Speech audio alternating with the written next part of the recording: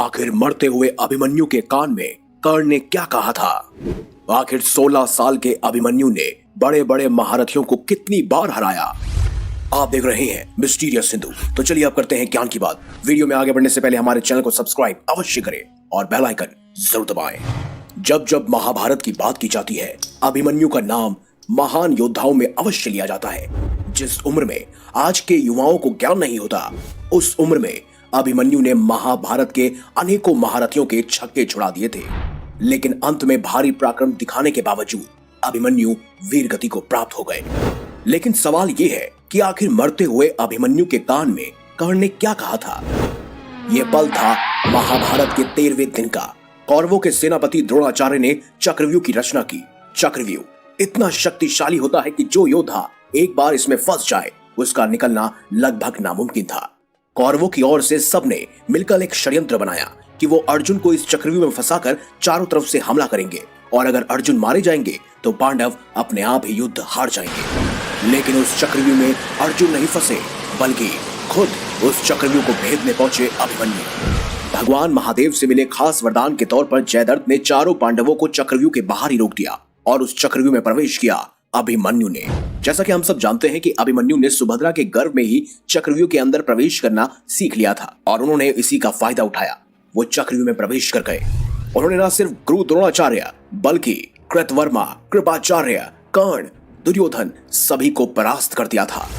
चक्रव्यूह में घुसते ही उन्होंने हाहाकार मचा दिया। उन्होंने द्रोणाचार्य के धनुष को काट दिया। देखते ही देखते कर्ण के ऊपर 8, कृतवर्मा के ऊपर 5 और शकुनी को 22 बार बाण मारे। यहाँ तक कि दुर्योधन, दुशासन और कृपाचार्य ने जब अभिमन्यु को देखा तो उनकी हिम्मत नहीं हुई कि वो अभिमन्यु का सामना कर सके।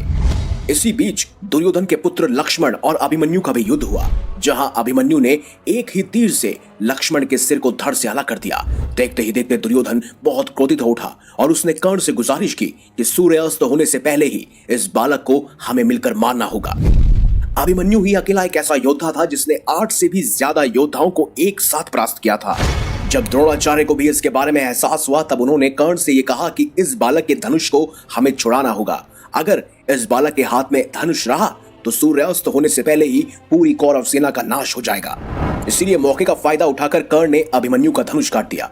अश्वत्थामा ने उसके रथ के टुकड़े कर दिए। फिर क्या, 16 साल के बालक के ऊपर 8 से भी ज्यादा महारथी टूट पड़े।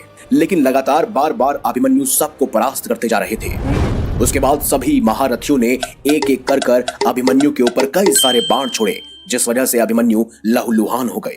लेकिन फिर भी उन्होंने रथ का पहिया उठाकर युद्ध शुरू रखा और तभी वो क्षण आया जब अभिमन्यु के समक्ष पहुंचे स्वयं कर्ण और कर्ण ने उन्हें धराशायी कर दिया। कर्ण ने अभिमन्यु को अपने पास रखा और फिर उनसे कहा, हे वीर अभिमन्यु, विश्व के सर्वश्रेष्ठ धनुर्धर बनने की प्रतिस्पर्धा सिर्फ और सिर्फ मेरे और अर्जुन के बीच थी, लेकिन तुमने आज इतना पराक्रम दिखाया कि मैं चकित रह गया। तुमने ये ताज हमसे छीन लिया है।